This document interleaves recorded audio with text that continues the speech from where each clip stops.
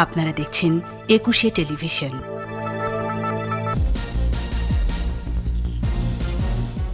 ঢাকা বিশ্ববিদ্যালয়ে ভর্তি যুদ্ধ শুরু, প্রথমবারের মতো 7 বিভাগীয় শহরে পরীক্ষা।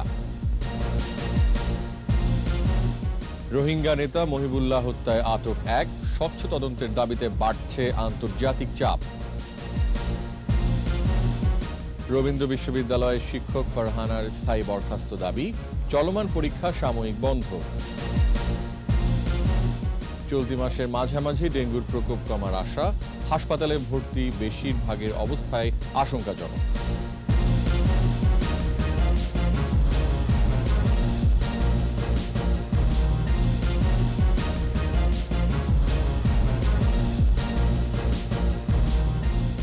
শুনছিলেন ফার্স্ট সিকিউরিটি ইসলামী ব্যাংক লিমিটেড সংবাদ শিরোনাম। আমন্ত্রণ জানাচ্ছি রাত 11টার 21 সংবাদে। আপনাদের সাথে আছি আমি রিয়াজ হাফিজ। দর্শক, 21 টেলিভিশনের সংবাদ একই সাথে সরাসরি দেখতে পাবেন আমাদের ফেসবুক পেজ www.facebook.com/2124 অনলাইনে। সংবাদ আরও থাকছে। পর্দা উঠল গঙ্গা যমুনা সাংস্কৃতিক উৎসবের, অসাম্প্রদায়িক চেতনা, চিরায়ত বাংলার ঐতিহ্য সমুন্নত রাখার প্রত্যয়।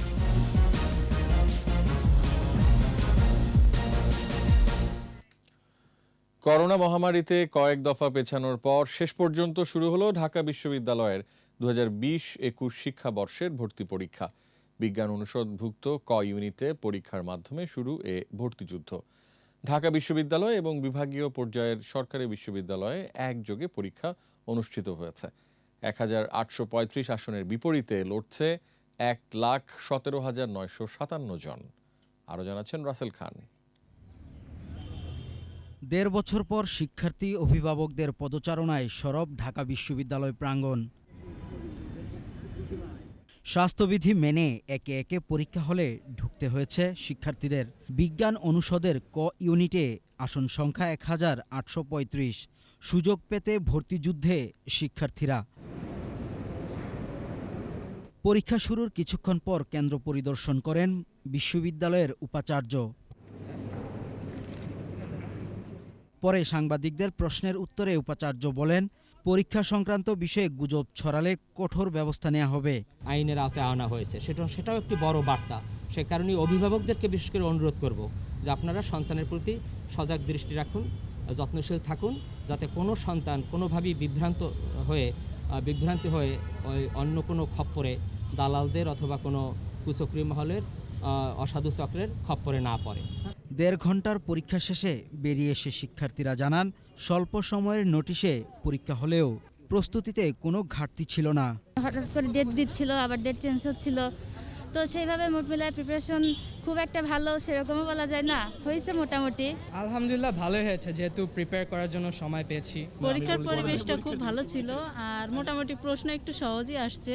করোনার কথা চিন্তা করে প্রশ্ন স্ট্যান্ডার্ডে করেছে, বেশি হার্ড কোশ্চেন করে নাই। অবজেক্টিভ পার্টটা সহজ ছিল, রিটেন পার্টটা একটু কঠিন ছিল। এবারই প্রথম ঢাকা ছাড়াও 7 বিভাগীয় শহরে পরীক্ষা অনুষ্ঠিত হয়েছে। 2020-21 বর্ষের এটাই প্রথম পরীক্ষা। অনেক ভয় পাচ্ছি, বাট নার্ভাস ফিল হচ্ছে, জানি না কি হবে। পরীক্ষা ইনশাল্লাহ আল্লাহ ভরসা, প্রিপারেশন ভালোই নিছি। ভালো লাগছে, কিন্তু একটু কিছুটা টেনশন আছে। সংক্রমণ রোধে এই ব্যবস্থা নেয় বিশ্ববিদ্যালয় প্রশাসন। রাসেল খান, 21 টেলিভিশন, ঢাকা। জাতিসংঘ সাধারণ পরিষদের ৭৬তম অধিবেশন ও অন্যান্য উচ্চ পর্যায়ের পার্শ্ব আলোচনায় যোগদান শেষে রাতে দেশে ফিরছেন প্রধানমন্ত্রী শেখ হাসিনা। বিমান বাংলাদেশ এয়ারলাইন্সের একটি ভিভিআইপি চার্টার ফ্লাইট প্রধানমন্ত্রী ও তার সফরসঙ্গীদের নিয়ে ফিনল্যান্ডের রাজধানী হেলসিঙ্কি হয়ে শাহজালাল আন্তর্জাতিক বিমানবন্দরে পৌঁছাবে। এর আগে প্রধানমন্ত্রী ও তার সফরসঙ্গীদের বহনকারী বিমানটি যুক্তরাষ্ট্রের ওয়াশিংটন ডিসির ডালাস আন্তর্জাতিক বিমানবন্দর থেকে হেলসিঙ্কির উদ্দেশ্যে রওনা হয়। নেতিবাচক রাজনীতির কারণে বিএনপি জনবিচ্ছিন্ন হয়ে গেছে বলে মন্তব্য করেছেন আওয়ামী লীগ সাধারণ সম্পাদক ওবায়দুল কাদের। রাজধানীর ইঞ্জিনিয়ার্স ইনস্টিটিউটে আওয়ামী লীগের বিজ্ঞান ও প্রযুক্তি বিষয়ক উপকমিটি আয়োজিত অনুষ্ঠানে তিনি আরও বলেন, প্রধানমন্ত্রী শেখ হাসিনা দেশের স্বার্থে যখন যা দরকার তিনি তাই করবেন। সব পরিকল্পনাই প্রধানমন্ত্রীর বিবেচনায় রয়েছে। গত নির্বাচনের আগে ভিশন 2030 নামে বিএনপি যে স্ট্যান্ডবাজি করেছে তা এখন ডিপ ফ্রিজে। অনুষ্ঠানে সেতুমন্ত্রী জানান, নদীর নাব্যতা ধরে রাখতে দৌলতদিয়া পাটুরিয়ায় টানেল করার পরিকল্পনা রয়েছে। পদ্মা সেতু একটা হয়েছে, এখন দাবি উঠেছে দৌলতদিয়া থেকে পাটুরিয়া, এখন এইটার পাশে আবার আরেকটা, এই দুইটা হলে নদীর নাব্যতা কি হবে এটা কিন্তু আমরা পরীক্ষা নিরীক্ষা করছি। কাজে ওটাকে আমরা সেতু না করে আন্ডারপাস করার চিন্তা ভাবনা করছি। বিএনপি নেতৃত্বাধীন ২০ দলীয় জোট সহ সকল রাজনৈতিক জোটের সঙ্গে সম্পর্ক ত্যাগ করার ঘোষণা দিল খেলাফত মজলিস। রাজধানীর পল্টনে সংবাদ সম্মেলনে এই ঘোষণা দেওয়া হয়। এ সময় খেলাফত মজলিসের শীর্ষ নেতারা জানান, তাদের সংগঠন একটি পুরনো নিবন্ধিত রাজনৈতিক সংগঠন। গত ২২ বছর ধরে ২০ দলীয় জোটের সঙ্গে তারা একসঙ্গে ছিলেন, কিন্তু ২০১৯ সাল থেকে এ পর্যন্ত দৃশ্যমান রাজনৈতিক তৎপরতা ও কর্মসূচি নেই। তাই মজলিসের শুরার সিদ্ধান্ত অনুযায়ী এখন থেকে স্বতন্ত্রভাবে রাজনৈতিক তৎপরতা চালানো হবে বলে ঘোষণা দেন দলটির ভারপ্রাপ্ত মহাসচিব। খেলাফত মজলিস একটি আদর্শিক রাজনৈতিক সংগঠন হিসাবে সক্রিয় স্বতন্ত্র বৈশিষ্ট্য নিয়ে ময়দানে ভূমিকা রাখবে। এখন থেকে ২০ দলীয় জোট সহ সকল রাজনৈতিক জোটের সাথে সম্পর্ক ত্যাগ করছে। কক্সবাজারের শরণার্থী শিবিরে রোহিঙ্গা নেতা মহিবুল্লাহ হত্যার ঘটনায় একজনকে আটক করেছে আর্মড ব্যাটালিয়ন পুলিশ এপিবিএন। আটক ব্যক্তির নাম মোহাম্মদ সেলিমুল্লাহ ওরফে লম্বা সেলিম।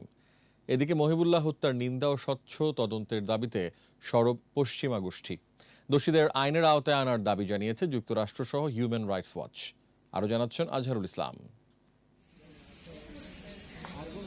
সন্ত্রাসীদের গুলিতে নিহত রোহিঙ্গাদের শীর্ষ নেতা এবং Arakan Rohingya society for peace and human রাইটসের চেয়ারম্যান মুহিবুল্লাহ হত্যা মামলার আসামিদের ধরতে অভিযান শুরু করেছে আইনশৃঙ্খলা রক্ষাকারী বাহিনী।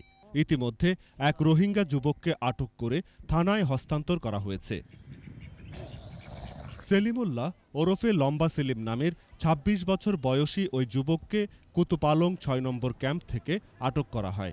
আমরা গ্রেপ্তার করে তাকে থানা পুলিশের হাতে দিয়ে দিয়েছি। পরবর্তীতে হয়তো বাকি কিছু জানা যাবে যে কতটুকু পরিমাণ বা কিভাবে হত্যাকাণ্ডটি হয়েছে। এদিকে মুহিবুল্লাহ হত্যার ঘটনায় সাড়া পড়েছে আন্তর্জাতিক অঙ্গনে।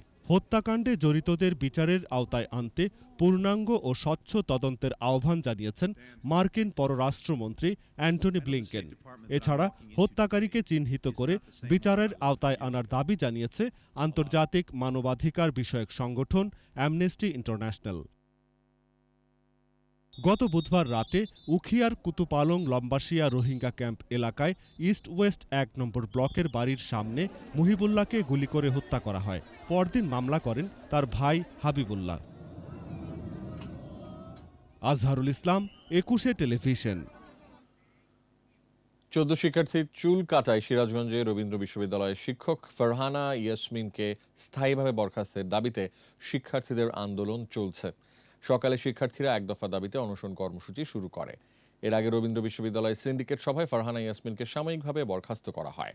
একই সাথে চলমান সকল পরীক্ষা সাময়িক স্থগিত করা হয়, তবে খোলা থাকছে ক্যাম্পাস।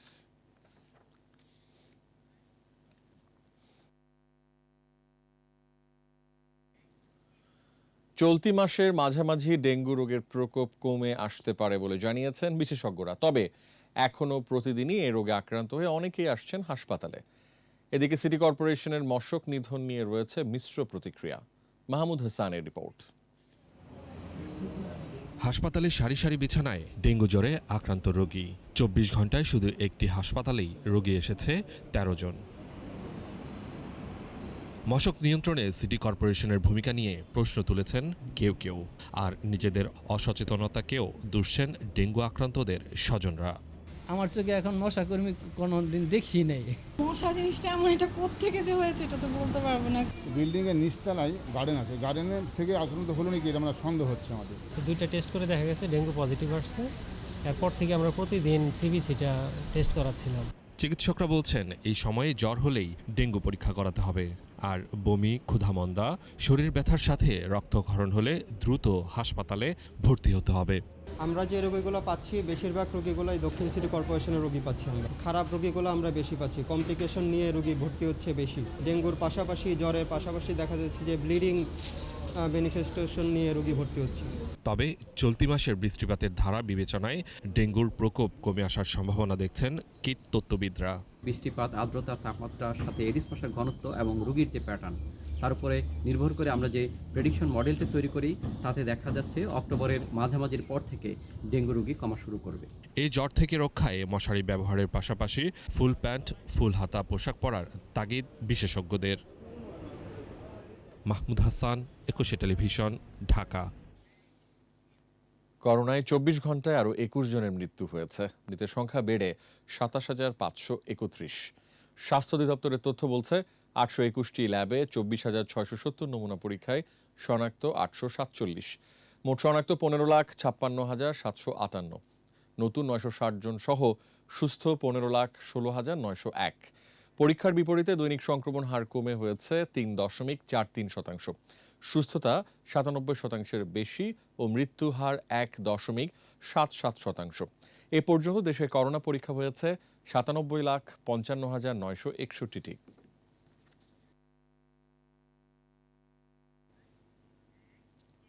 নিচে সংবাদ বিরতি, যখন ফিরছি তখন থাকছে।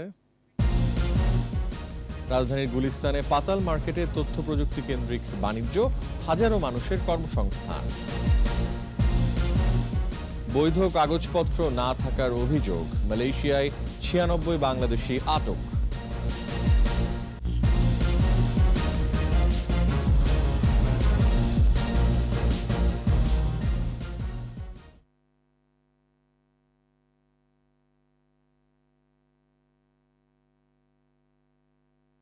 দেশি বিদেশি যে কোনো ষড়যন্ত্র মোকাবেলায় আওয়ামী লীগের সঙ্গে মাঠে থাকবে সহযোগী সংগঠন স্বেচ্ছাসেবক লীগ। বিকেলে বঙ্গবন্ধু অ্যাভিনিউতে 2001 সালের 1 অক্টোবর সংসদ নির্বাচনে ভোট শেষের পর বিএনপি জামাত জোটের দেশজুড়ে সংখ্যালঘু সম্প্রদায় ও আওয়ামী লীগ নেতাকর্মীদের নির্যাতনের প্রতিবাদে বিক্ষোভ সমাবেশের আয়োজন করে স্বেচ্ছাসেবক লীগ। এ সময় সংগঠনের সভাপতি নির্মল রঞ্জন গুহ বলেন, আওয়ামী লীগ সরকারের উন্নয়ন বাধাগ্রস্ত করতে বিএনপি রাজপথে আন্দোলনের যে হুমকি দিয়েছে তা মাঠেই প্রতিহত করতে হবে। পরে সমাবেশস্থল থেকে বিক্ষোভ মিছিল বের করা হয়।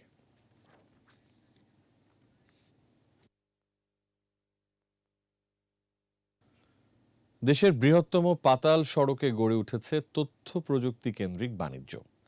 রাজধানীর বঙ্গবন্ধু স্কয়ার পাতাল মার্কেটে কর্মসংস্থান হয়েছে প্রায় 1000 মানুষের।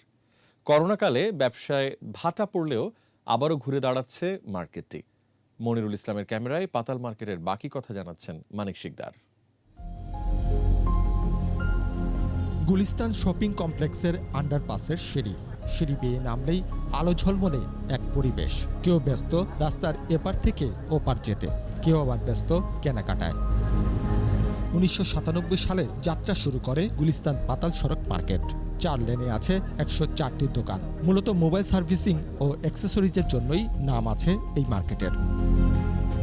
আসলে সারা বাংলাদেশের মধ্যে মোবাইল মার্কেট বলতে যেটা বোঝায় এবং মোবাইল ঠিক করার জন্য যেটা বোঝায় সেটা হলো পাতাল মার্কেট। এখানে ভালো সব জিনিস পাওয়া যায়, তার কারণে আসছি আমরা। পয়সাটাও কম লাগে। রাজধানী সহ দেশের বিভিন্ন প্রান্ত থেকে অনেকেই আসেন নষ্ট মোবাইল সারাতে, সাথে কিনে নিয়ে যান যন্ত্রাংশ। ডিসপ্লে লাগাই, তারপরে মাদারবোর্ডে কোনো কাজ থাকলে করি। এখান থেকেই একটা কোর্স হয় 3 মাস বা 5 মাসের, এরকম একটা কোর্স হয়। ওই কোর্স অনুযায়ী আর কি শিখছি। প্রতি দোকানে 8 থেকে 10 জন অংশীদারিত্বের ভিত্তিতে ভাড়া নিয়ে এখানে ব্যবসা করছেন। করোনাকালে লকডাউনের ক্ষতি হলেও পুষিয়ে নিতে ব্যস্ত ব্যবসায়ীরা। সামনের দিক থেকে যদি করোনা পরিস্থিতি স্বাভাবিক থাকে, হয়তোবা কিছুটা ক্ষতি পূরণ করা সম্ভব হবে। ভাড়া যদি সরকার থেকে আমাদের একটু কমাইতো তাহলে অনেক ভালো হতো। নিরবচ্ছিন্ন বিদ্যুৎ, শীতাতপ নিয়ন্ত্রণ ব্যবস্থা সহ পর্যাপ্ত নিরাপত্তা ব্যবস্থায় খুশি দোকান মালিক সমিতি। পরিষ্কার পরিচ্ছন্ন রাখার জন্য কিছু লোক নিয়োগ দেওয়া আছে, তারা সবসময় এটা পরিষ্কার পরিচ্ছন্ন রাখে। যতক্ষণ এটা খোলা থাকে ততক্ষণ এসি চলে। নিজস্ব সিকিউরিটি ব্যবস্থা আছে। শুক্রবার ছুটির দিন ছাড়া সপ্তাহ জুড়েই সকাল 10টা থেকে রাত 8টা পর্যন্ত খোলা থাকে মার্কেটের দোকান। তথ্য প্রযুক্তির এই যুগে স্মার্টফোনের প্রয়োজন অনস্বীকার্য। নিজের নষ্ট ফোন ঠিক করতে বা অ্যাক্সেসরিজের প্রয়োজন মেটাতে পাতাল মার্কেট হয়ে উঠেছে নির্ভরতার প্রতীক। মানিক শিকদার, একুশে টেলিভিশন, ঢাকা। মালয়েশিয়ার একটি শেয়ার্ড হাউস এলাকায় অভিযান চালিয়ে ৯৬ বাংলাদেশি সহ ২৯৭ অভিবাসীকে আটক করা হয়েছে। বৃহস্পতিবার স্থানীয় সময় গভীর রাতে দেশটির অভিবাসন বিভাগ এ অভিযান পরিচালনা করে। এ সময় ৩২৬ জন বিদেশিকে আটক করা হয়। এদের মধ্যে ৯৫ জন বাংলাদেশি, ১২২ জন ইন্দোনেশিয়ান, মিয়ানমারের ৬৬, ঘানার ১ এবং ভিয়েতনামের ১৩ জন রয়েছে।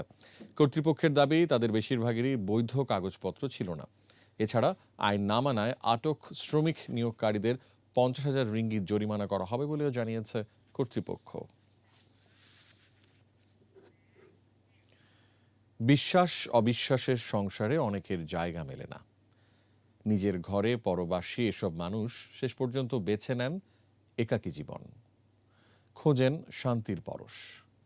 প্রতিটি প্রবীণ নিবাস তাই বেদনার বহু গল্পের ভাণ্ডার। আর এই গল্পের বাকিটা শোনাচ্ছেন আহমেদ বাবু। সন্তান যেন মায়ের সাথে খারাপ ব্যবহার। আমেনা বেগম সরকারি চাকরি করতেন। সড়ক দুর্ঘটনায় স্বামীর মৃত্যুর পর সংসারে তার গুরুত্ব কমেছে, আর চাকরি থেকে অবসর নেওয়ার পর তিনি হয়েছেন মূল্যহীন। অশান্তির সংসার ছেড়ে শান্তির আবাস গড়েছেন গাজীপুরের বৃদ্ধাশ্রমে। আমি আত্মহত্যা করার জন্য পথ বাইছে নিয়েছিলাম। পরে বললাম, কেন আমি আত্মহত্যা করব?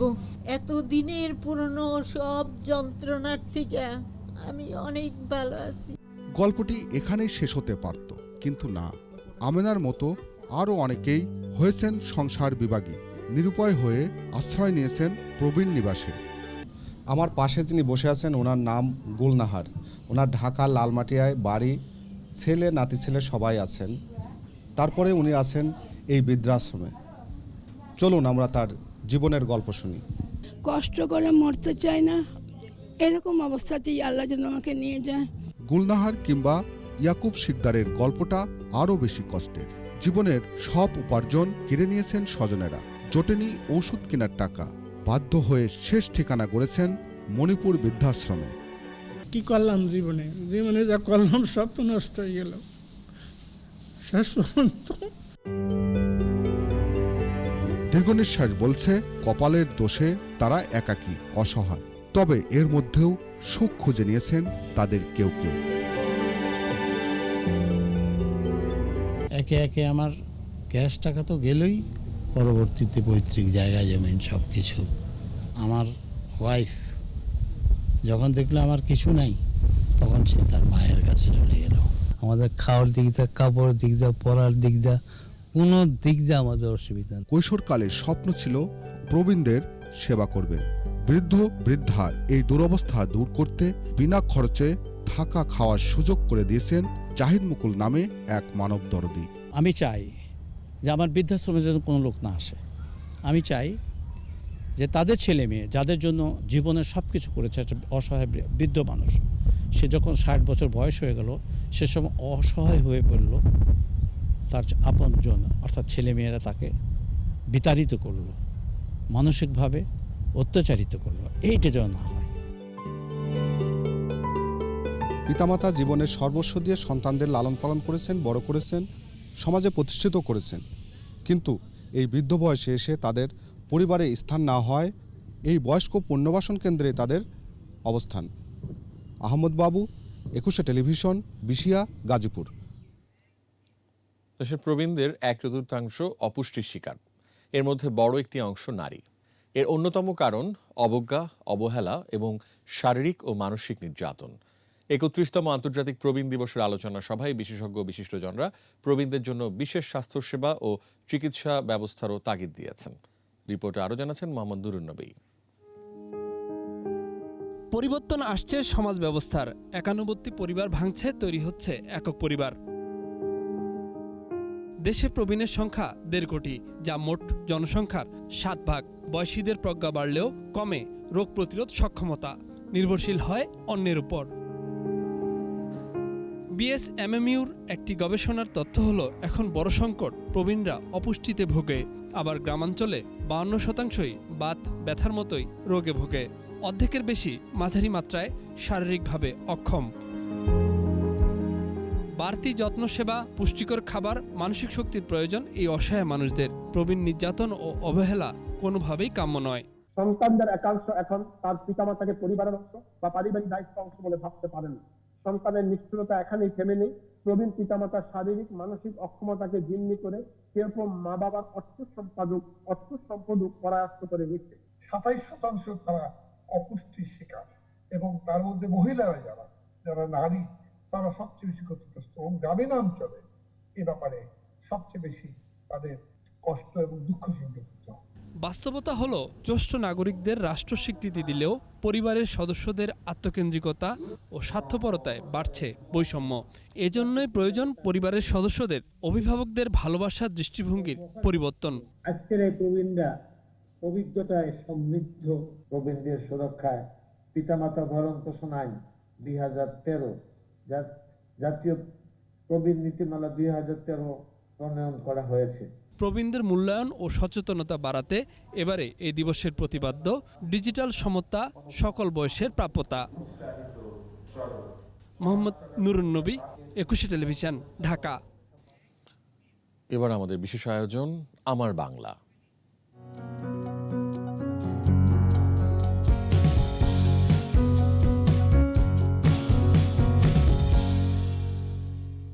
আবহমান বাংলার চিরায়ত ঐতিহ্য ও হাজার বছরের প্রাচীন লোক সংস্কৃতির অন্যতম অনুষঙ্গ নৌকা বাইচ।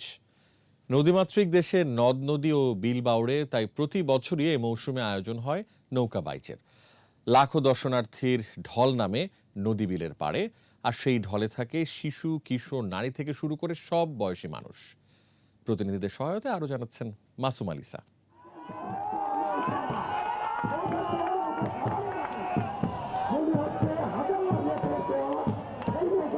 নৌকা বাইচ আক্ষরিক অর্থে নৌকা চালানোর প্রতিযোগিতা। বাইচ শব্দটি ফার্সি বাজি থেকে এসেছে, যার অর্থ খেলা। নৌকা চালানোর কৌশল প্রদর্শনের মধ্য দিয়ে আমোদ প্রমোদমূলক এই প্রতিযোগিতাই হলো নৌকা বাইচ।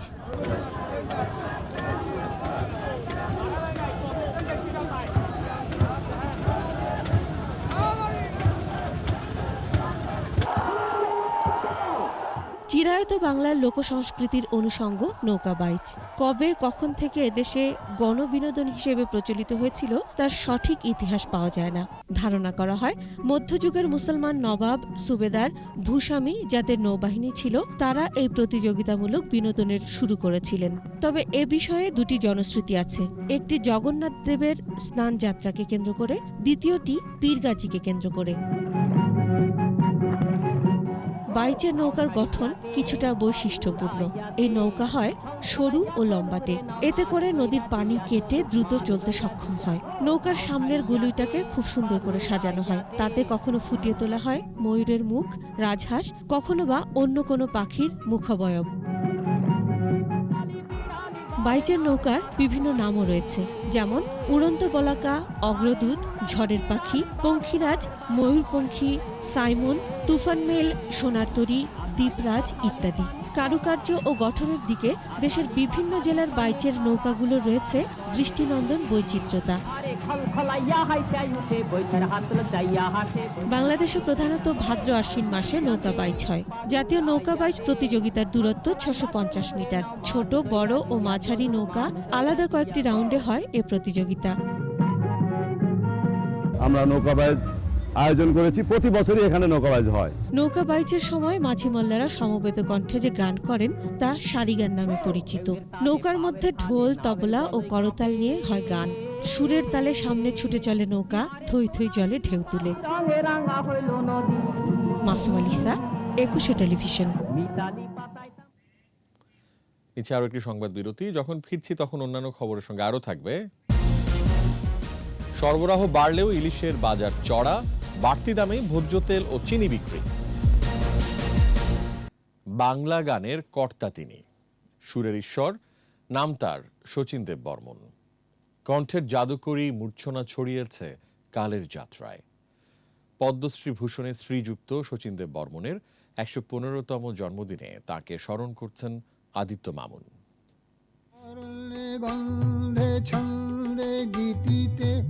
সিংহাসন ছেড়ে বুদ্ধ হয়েছেন সর্বজ্ঞানী ঈশ্বর, আর রাজ পরিবারে জন্ম নিয়ে সম্পদের মোহ ছেড়ে শচীন দেব বর্মন হয়েছিলেন সঙ্গীতের স্রষ্টা। বর্ণে ছন্দ ছড়িয়ে তিনি হয়েছেন অনন্য, অবিস্মরণীয়। শব্দের মোহনায় যুক্ত করেছেন সুরের নান্দনিকতা, কখনো ধ্বনিত হয়েছে নারী হৃদয়ের অব্যক্ত সুধা। তার গানের হাওয়া দোলা দিয়েছে মনের কোণে, প্রেমের বনে। বর্ণিল বাতাস তাই গেয়ে উঠেছে প্রেমের ব্যঞ্জনা। দক্ষিণ হাওয়া। জন্ম 1906 সালে কুমিল্লায়। তার বাবা নবদ্বীপচন্দ্র দেব বাহাদুর ছিলেন ত্রিপুরা রাজবংশের সন্তান, যিনি ছিলেন গানের অসাধারণ অনুরাগী। পড়ালেখার পাঠ চুকিয়ে শচীন কর্তা যান কলকাতায়, এমএ পাশ করেন সেখান থেকে। অতঃপর ত্রিপুরা রাজদরবারে চাকরিও করেন কিছুদিন। রাগ সঙ্গীতের অনুরাগী শচীনের দখল ছিল মিশ্র ধারায়। বাদল খাঁ, আলাউদ্দিন খাঁ, ফৈয়াজ খাঁ, ভীষ্মদেব সহ সঙ্গীত গুরুদের সান্নিধ্য লাভ করেন। একের পর এক গ্রামোফোন রেকর্ড বের হতে থাকে তার। গুণীবন্ধু কবি নজরুলের অসংখ্য গান তিনি রেকর্ড করেন এ সময়। প্রকাশ হয় অসংখ্য বাংলা ও হিন্দি গান। অসংখ্য ছায়াছবিতে সঙ্গীত পরিচালনা করেন শচীন দেব বর্মন। ৮০টিরও বেশি হিন্দি সিনেমায় সঙ্গীত পরিচালনা করে চিত্র জগতেও বিশেষ খ্যাতি অর্জন করেন। বিভিন্ন পদক পুরস্কারে ভূষিত হয়েছেন শচীন দেব বর্মন। ১৯৭৫ সালে মুম্বাইয়ে চিকিৎসাধীন অবস্থায় অনন্তে পাড়ি জমান বিংশ শতাব্দীর এই বিখ্যাত সঙ্গীতজ্ঞ। আদিত্য মামুন, ২১শে টেলিভিশন, ঢাকা। এবার এসআইবিএল ব্যবসা বাণিজ্যের খবর।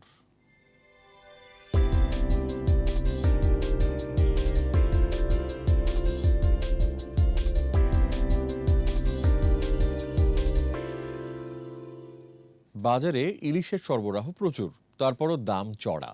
সবজির দর আগের মতো থাকলেও কমেছে মরিচের দাম। আগের বাড়তি দামেই বিক্রি হচ্ছে ভোজ্য তেল ও চিনি। মানিক শিকদারের রিপোর্ট।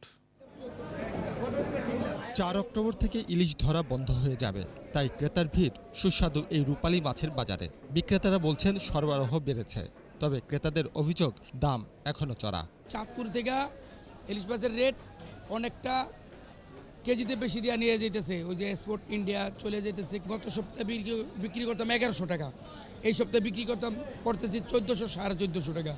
সবজির বাজার আগের মতোই ৪০ থেকে ৬০ টাকার মধ্যেই পাওয়া যাচ্ছে প্রায় সব রকমের সবজি। কাঁচামরিচের দাম কমে হয়েছে ১০০ টাকা। চিচিঙ্গা ৪০ বেশি, করলা ৫০-৪০ বেশি, ঝিঙ্গা ৫০-৪০, বেগুন ৫০-৬০, পটল ৪০, সিম ১২০-১০০। মুরগির দাম কেজি প্রতি বেড়েছে ১০ থেকে ১৫ টাকা, তবে গরু ছাগলের মাংসের দাম অপরিবর্তিত। ২৭০-৮০ ছিল, এখন ২৯০-৩০০। মানে আমদানির উপরে সবকিছু। খামারিরা বলতেছে খাদ্যের দাম বেশি, ওষুধের দাম বেশি, আমরা পোষাইতে পারি না। আগের বাড়তি দামেই বিক্রি হচ্ছে চিনি। চিনি কিভাবে বিক্রি করুন বলেন? আমাদের বর্তমান কিনা পড়ে ৭৬-৭৭ টাকা, গভর্নমেন্ট বসতে আছে ৭৪ টাকা।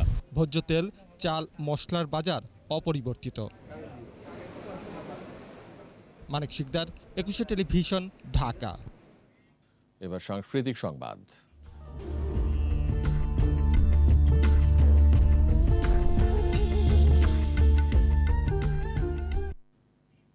অসাম্প্রদায়িক চেতনা, চিরায়ত বাংলার আবহমান ঐতিহ্য সমুন্নত রাখার প্রত্যয়ে পর্দা উঠল ১২ দিন ব্যাপী গঙ্গা যমুনা সাংস্কৃতিক উৎসবের। বাংলাদেশের স্বাধীনতার সুবর্ণ জয়ন্তী এবং জাতির পিতা বঙ্গবন্ধু শেখ মুজিবুর রহমানকে উৎসর্গ করা হয়েছে এবারের আয়োজন। ১৪০টি নাট্যদল এবং বিভিন্ন সামাজিক, সাংস্কৃতিক এবং আবৃত্তি সংগঠন অংশ নিচ্ছে উৎসবে। আদিত্য মামুনের আরেকটি রিপোর্ট। দীর্ঘ ২ বছরের করোনাকাল কাটিয়ে আবারও উৎসবমুখর বাংলাদেশ শিল্পকলা একাডেমি প্রাঙ্গণ। দেশের সর্ববৃহৎ সাংস্কৃতিক পরিবেশনা গঙ্গা যমুনা উৎসবে যোগ দিয়েছেন হাজারো নাট্য ও সংস্কৃতি কর্মী। করোনার বিষাদ পেরিয়ে এ যেন মিলন মেলা। উচ্ছ্বাস তাই আয়োজকদের কণ্ঠেও। তবে করোনার কারণে আন্তর্জাতিক আবহ থেকে বঞ্চিত সংস্কৃতি মদিরা। ভারতের দলগুলো যোগ দিতে পারেনি দুই বাংলার এই উৎসবে। একবার যেসব দল এসে গেছে বা যে ব্যক্তি এখানে এসে অনুষ্ঠান করে গেছেন, তারকে বারবার এসবের কাছে কেন যেতে হবে? সংস্কৃতি অঙ্গনকে নতুন করে জাগিয়ে তোলা, তার মধ্য দিয়ে সাধারণ মানুষকে উজ্জীবিত করা, সেই কাজটি আমরা করতে চাই। চিরায়ত বাংলা, বাঙালি এবং নিপীড়িত মানুষের কথা বলবে দেশের নাট্য সাংস্কৃতিক আয়োজন, এমন প্রত্যয় বক্তাদের। দেশের মঞ্চ এবং সাংস্কৃতিক সংগঠনগুলোকে ঢেলে সাজানোর পরামর্শ দেন কেউ কেউ। যারা মঞ্চ ভাড়া নিয়ে অভিনয় করবেন তাদেরকে এই প্রণোদনা দেওয়া হবে। সংস্কৃতি হচ্ছে আসল বাংলাদেশের মুখায়ব প্রতিষ্ঠা করতে পারে বিশ্বে। পরে উৎসব উদ্বোধন করেন সংস্কৃতি বিষয়ক প্রতিমন্ত্রী। এ সময় বিভিন্ন দাবি বাস্তবায়নের আশ্বাস দেন তিনি।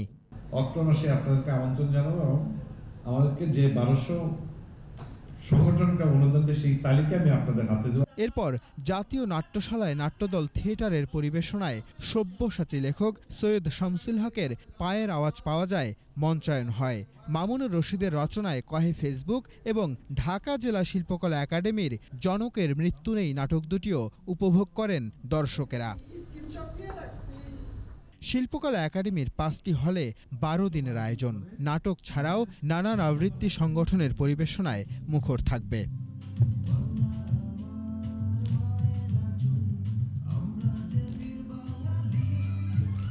আদিত্য মামুন, 21 টেলিভিশন, ঢাকা।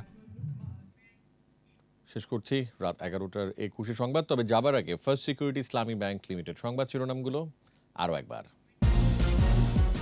ঢাকা বিশ্ববিদ্যালয়ে ভর্তি যুদ্ধ শুরু, প্রথমবারের মতো 7 বিভাগীয় শহরে পরীক্ষা। রোহিঙ্গা নেতা মহিবুল্লাহ হত্যায় আটক 1, স্বচ্ছ তদন্তের দাবিতে বাড়ছে আন্তর্জাতিক চাপ। রবীন্দ্র বিশ্ববিদ্যালয়ের শিক্ষক ফারহানার স্থায়ী বরখাস্ত দাবি, চলমান পরীক্ষা সাময়িক বন্ধ।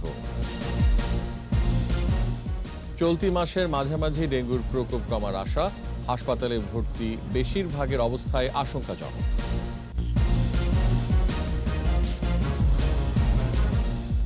সর্বশেষ খবর জানতে ডায়াল করুন 2021 নম্বরে আর ভিজিট করুন 21-tv.com ওয়েবসাইটে। এছাড়া ফেসবুকে লগ ইন করতে পারেন facebook.com/2124 অনলাইনে। আমাদের পরবর্তী সংবাদ রাত 1টায় দেখার আমন্ত্রণ রইল। দর্শক, স্বাস্থ্যবিধি মেনে চলুন, সুস্থ থাকুন, 21 সংবাদ দেখুন, সঙ্গে থাকুন।